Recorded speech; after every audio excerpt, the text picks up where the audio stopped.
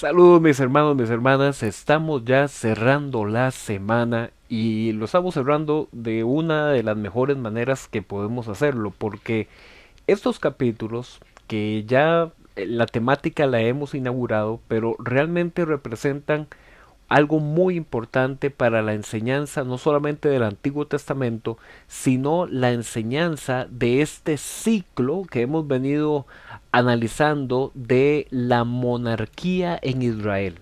Recordemos que la monarquía inició con Saúl, después de Saúl estuvo en el reinado de David y después de David ahora está siendo ejercido ese reinado por Salomón.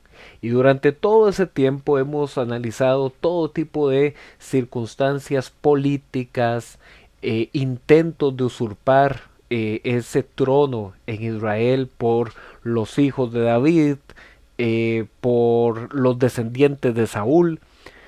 Hemos visto amenazas militares de las naciones vecinas que quieren hacer la guerra. Hemos visto muchas cosas y ahora la construcción y la dedicación del templo representan un momento cumbre para la historia del pueblo de Israel, porque es el cumplimiento de una promesa de Dios, de que Él iba a confirmar el trono de los descendientes de David y de que Él iba a aceptar que se construyera un templo dedicado en su honor para ofrecer sacrificios. Entonces estos capítulos son como el cumplimiento de algo de lo que venimos hablando y lo que se viene anticipando desde hace mucho tiempo. Ya ayer estuvimos viendo parte de esos textos inspirados en Reyes que nos hablan de la inauguración del templo y ahora en Crónicas, capítulo 6 y capítulo 7, no solamente se presenta como un repaso, sino que viene una serie de detalles que no lo convierten en una copia de lo que era esos relatos, sino más bien lo convierten en una reinterpretación ampliada desde el punto de vista del cronista. Nos referimos al cronista para hacer alusión al redactor o redactores finales de este libro de crónicas, donde se nos vuelve a presentar a Salomón haciendo una oración pública donde se exalta a Dios y lo hace desde una plataforma de bronce que estaba en medio del atrio o la plaza externa del templo. Ahí Salomón le pide a Dios que a causa de ese pacto de amor que él ha expresado por medio de bendiciones sobre aquellos que le sirven, sobre aquellos que le siguen de todo corazón, que por favor cumpla esa promesa que había establecido con David. Y en el versículo 18 de este capítulo de Segunda de Crónicas 6, viene un versículo lindísimo que yo lo invito a que usted lo pueda explorar, no solamente ahora que está haciendo esta lectura, sino más adelante cuando lleguemos a los evangelios. Porque en Segunda Crónicas capítulo 6 versículo 18 Salomón hace esta pregunta retórica. Él dice, pero ¿será posible que Dios habite en la tierra junto con la humanidad? Si aún los cielos no pueden contenerte, mucho menos este templo. Salomón se hace esta pregunta y dice, bueno, Dios con lo grande, con lo omnipotente, lo omnipresente, todo lo grande que es Dios y lo supremo que es Dios, ¿cómo Dios va a vivir junto con la humanidad? ¿Cómo puede ser eso posible? Bueno, hoy lo dejo con signo de pregunta, pero cuando lleguemos a los evangelios y veamos la vida de Jesús, vamos a poder responder esta pregunta. ¿Cómo es posible que Dios habite junto con la humanidad? Jesús es la respuesta. Pero eso lo vamos a ver a profundidad más adelante en medio de estas reseñas de la lectura bíblica cuando lleguemos al Nuevo Testamento. Algo muy importante que también tenemos aquí que ir observando es que hay una repetición de la forma en la que Salomón le pide a Dios que atienda las diferentes situaciones que le pueden pasar al pueblo. Ya sea que el pueblo pase por sequías, hambrunas, guerras o pecados en general. Salomón le dice, Señor, cuando nosotros oremos desde el templo o en dirección al templo, óyenos desde el cielo, ahí donde tú habitas, escúchanos y perdónanos. Esto es muy importante porque Salomón, retomando esta idea de que ningún templo puede limitar a Dios, Salomón lo que dice es, Dios, nosotros vamos a pedirte desde el templo o en dirección al templo, pero tú nos vas a escuchar desde el cielo, que es tu verdadera habitación. Y cuando nos escuches, Señor, perdónanos, perdona a tu pueblo, hazlos regresar a la tierra que le diste a tus antepasados. Y este tipo de versículos, este tipo de frases son las que nos tienen a nosotros que recordar que cuando en el libro de Crónicas se nos habla de que, Señor, haz retornar a tu pueblo a la tierra que prometiste, el propósito de eso es que este libro de Crónicas, que fue escrito alrededor del siglo V y el siglo IV antes de Cristo, fue redactado en el contexto de un pueblo que ya había pasado por todo esto. Era un pueblo que ya había pasado por la pérdida de la tierra, por el exilio y que ahora estaba regresando.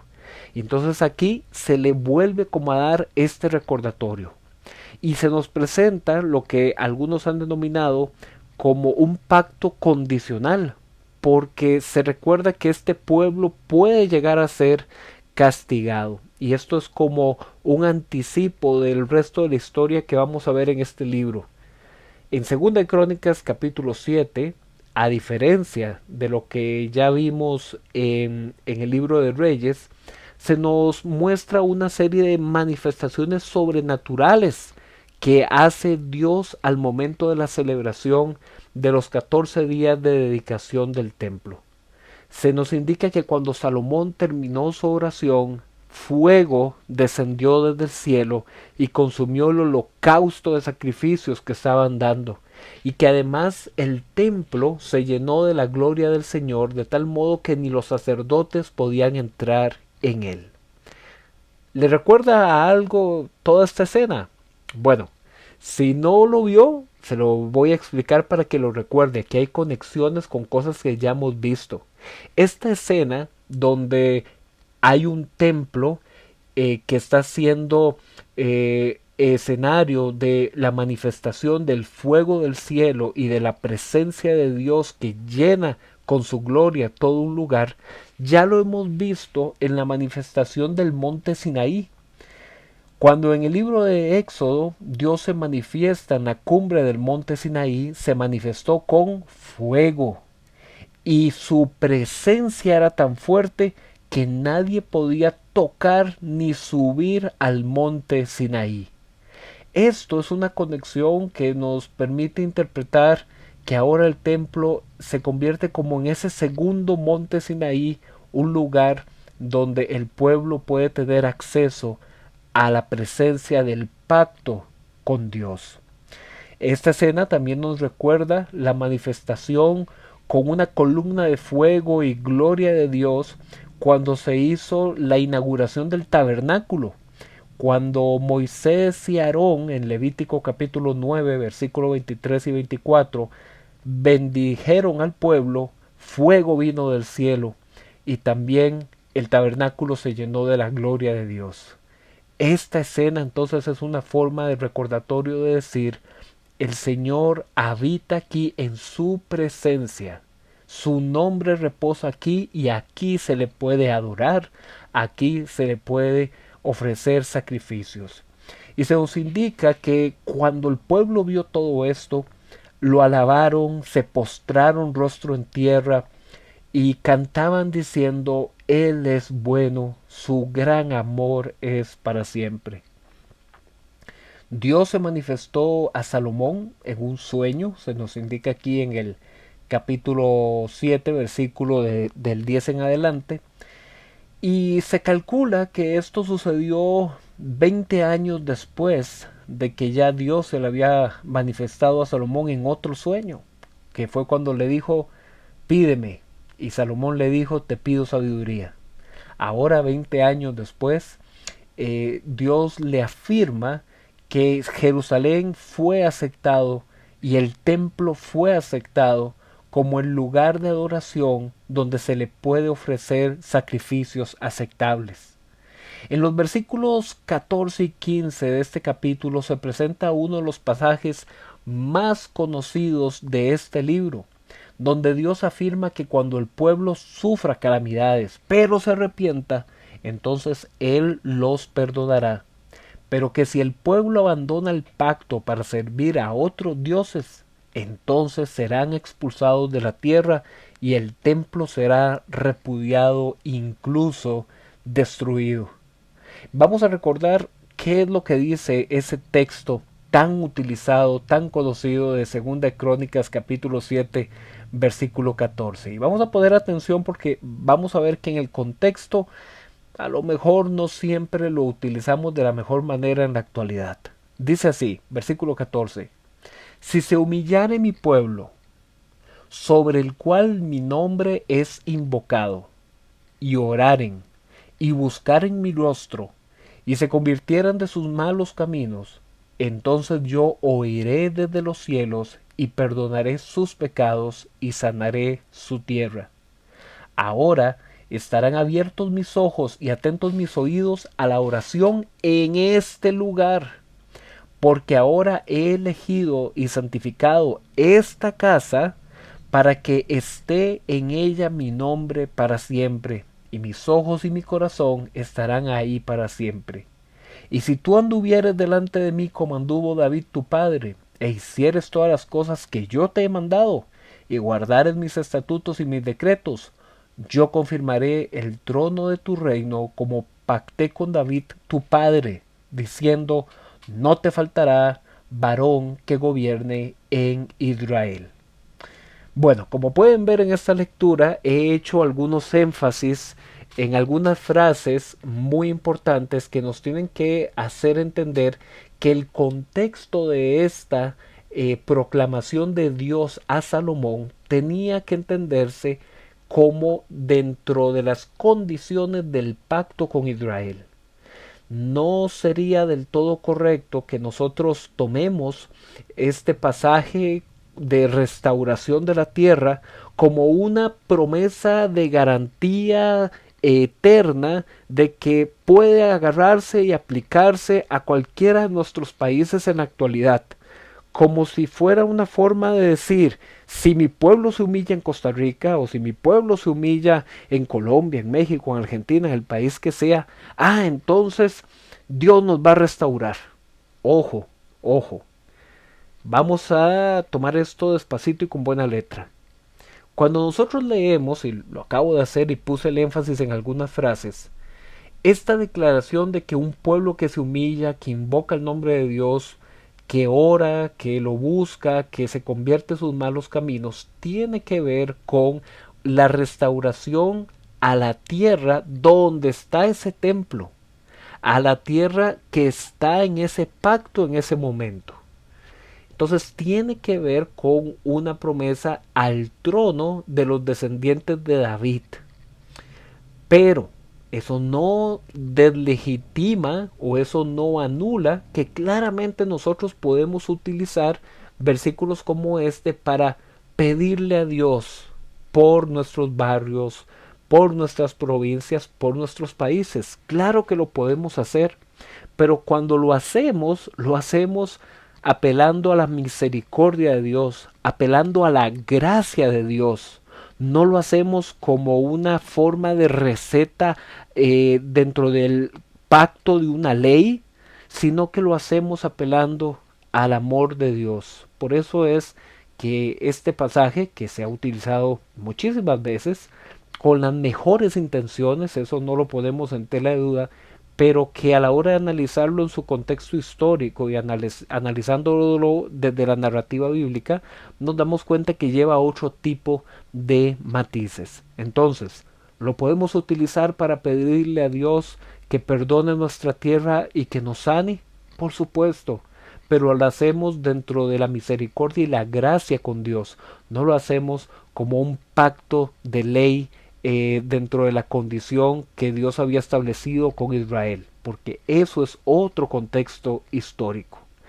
Y si todavía usted tiene dudas, puede seguir leyendo el versículo 19 en adelante, donde dice así: pero si vosotros os volviereis y dejareis mis estatutos y mandamientos que he puesto delante de vosotros, y fuereis a servir a dioses ajenos y los adoráis, yo os arrancaré de la tierra que les he dado, y esta casa que he santificado a mi nombre, yo la arrojaré de mi presencia y la pondré como burla y escarnio de todos los pueblos. Esta casa, que es tan excelsa, será espanto a todo el que pase y diga: ¿por qué ha hecho así Jehová a esta tierra, a esta casa? Y se responderá: por cuanto dejaron a Jehová, el Dios de sus padres, que los sacó de la tierra de Egipto, y han abrazado a dioses ajenos, y los adoraron y sirvieron. Por eso Él ha traído todo este mal sobre ellos. Nosotros entonces, al analizar el contexto global de este capítulo, tenemos que considerar que este libro fue redactado para un pueblo que ya había pasado por todo esto. Aunque la narración aquí está en futuro, los primeros lectores lo leían como parte de su historia. Ellos ya habían sufrido perdida la tierra y también la destrucción del templo, y ellos estaban regresando del exilio. Ellos ya habían experimentado todos esos castigos. Por eso es que aquí se ofrece una visión de cuál fue la causa de esos sufrimientos. No fue que Dios los abandonó, no fue que Dios falló, sino que ellos y las generaciones anteriores se habían apartado del pacto. Pero ahora que ellos estaban regresando, tenían una nueva oportunidad de volver a consagrarse y reedificar el templo. Otro punto muy importante aquí es que este pasaje es muy importante para el pueblo del posexilio, porque este es uno de los pasajes que da base a lo que llegaremos a conocer como la esperanza mesiánica. Es decir, ellos estaban reedificando el templo, pero está el templo y ¿dónde está el rey? Ellos tenían la esperanza de que Dios iba a volver a levantar un hijo de David que iba a restablecer el trono caído en Jerusalén. Y esto es algo que se iría acumulando y acumulando en el pensamiento de este pueblo, y por eso es que veremos en los evangelios que muchos acudían a Jesús diciéndole: Jesús, hijo de David. Era una forma de decir: en ti se cumple este pacto. Finalmente, vemos en el Salmo 136 que es un salmo de alabanza a Dios a causa de su misericordia eterna y su bondad en amor. Este salmo se conoce como el gran Jalel, que significa la gran alabanza, y es el canto que se entona al final de las Pascuas judías. Este coro, como hemos visto, se remonta al principio de la celebración de la dedicación del templo. Y hay un coro que se repite y se repite: porque para siempre es su misericordia. Así lo vemos que dice: alaben al Señor porque Él es bueno, porque para siempre es su misericordia. Alaben al Señor entre todos los señores, porque para siempre es su misericordia.